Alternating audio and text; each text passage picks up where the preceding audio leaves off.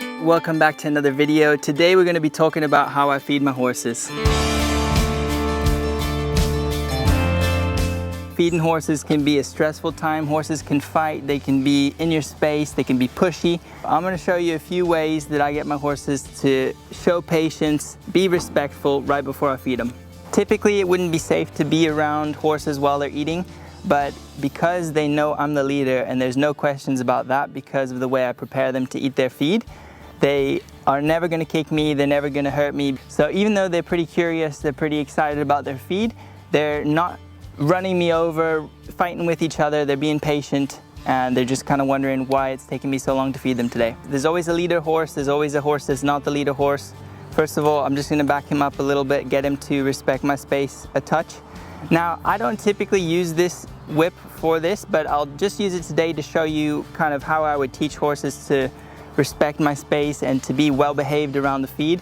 The idea isn't that you have to actually touch them with this. The idea is that it's all body language to get that horse to move back, to move away.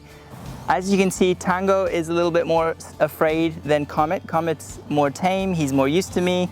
So Tango, even though he's the dominant horse, he's not dominant when it comes to being around me because he's still a little bit unsure about me. They've got their separate buckets. I'm gonna go ahead and fill it up and then I'll show you kind of how I organize the horses. So Comet already knows where he's supposed to be. He's right over here, he's just waiting his turn. So I'm gonna keep him back, say whoa, and I'm gonna put Tango's feet in as well. So they should both stand exactly where they are. See, Comet's not standing properly, but I'll back him up. So this is perfect, guys. Now I'll back up the horses every time they come forward. I'll back them up because I want them to be 100% listening to me with this. So I will just back them up, make sure they're waiting. See how they're nice and separate? They're both in their spots. So Comet's kind of coming a bit too close here. So I'll back him up a couple more steps. And I want them to wait completely for me to give them the signal. Now the signal is, I open up my body language and I tell him to go forwards. So anytime he comes forward, I'm gonna back him up. Now another thing you can do is you can completely reposition your horse. So Comet's a little bit too far over this way. I want him to come this way, so I'll move him and I'll look at his hind end. I'll back him up, get his hind end away, back him up. Good. So that's where I want him right now, and I can just keep him there. I can just have him wait there. I can reposition him. You know, same thing with Tango. I can have him back up a couple steps. I have him back up. Make sure he's listening and not getting in my space. Okay, so very important that you can get your horse to listen to your body language where you ask him to back up with the whip. And this all comes from groundwork that we've done with them. So this is from lots and lots of practice of groundwork where, you know, they know what these different things mean. So as you can see, there's no question in these horses' minds. They're not wondering who's in charge here. They're very sure that I'm in charge. So I usually ask Comet to come first.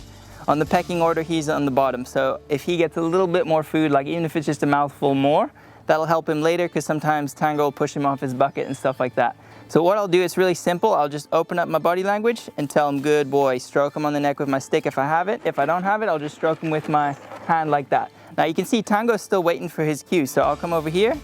Good boy, Tango. Tell him to come. Good boy. Just like that. Very good. Now you see how he's a little scared of me still? So, but I can reach up, touch him on the neck. I do like to touch him on the neck, rub him on the neck, and that tells him that he's doing great. He's allowed to eat.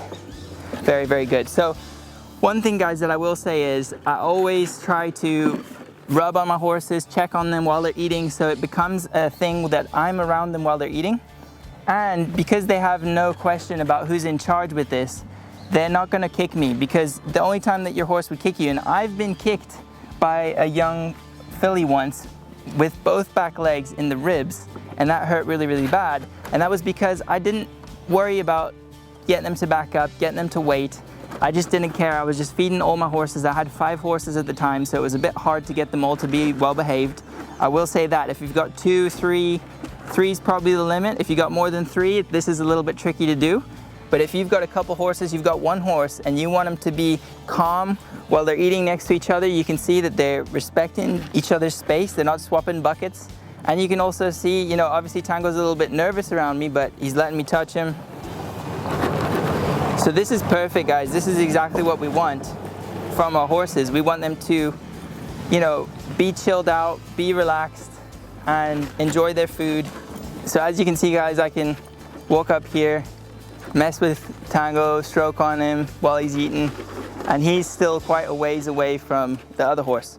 So I like to do this because he needs this. Tango needs this. He needs to learn how to relax. He needs to learn how to, you know, eating for horses, they have to be relaxed to eat. They're not going to eat if they're not relaxed.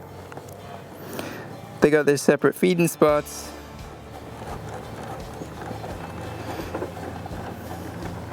But they're just keeping apart like that and eating, not swapping buckets. I really like it when they don't swap buckets.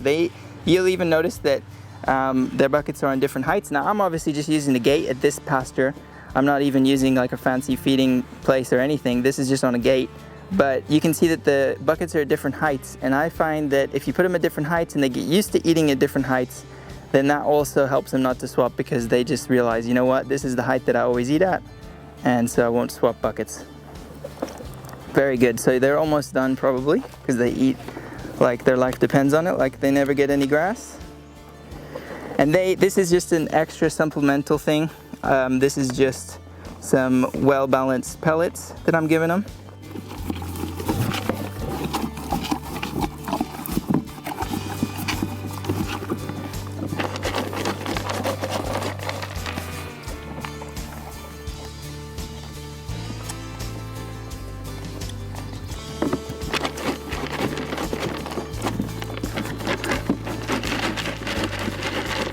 If you haven't checked out the colt starting series yet, guys, it's a series of videos on YouTube about how to start a colt from scratch. I go in depth every single step that I use to get amazing results with young horses.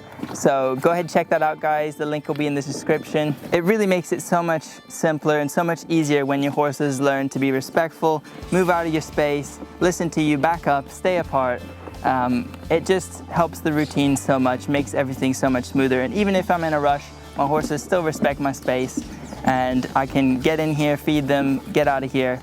It's really easy, and that's because I've put in the work, I've put in the time to teach them the groundwork exercises like backing up, like moving out of my space, like waiting. Waiting's a big one. You got to keep backing them up every time that they come forward, and then they'll learn. Thanks so much for watching, guys. We'll see you in the next video.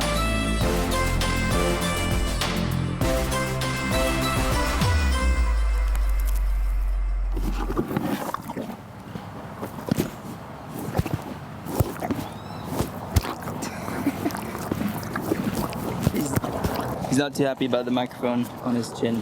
That was hilarious. All right, I'll get that off.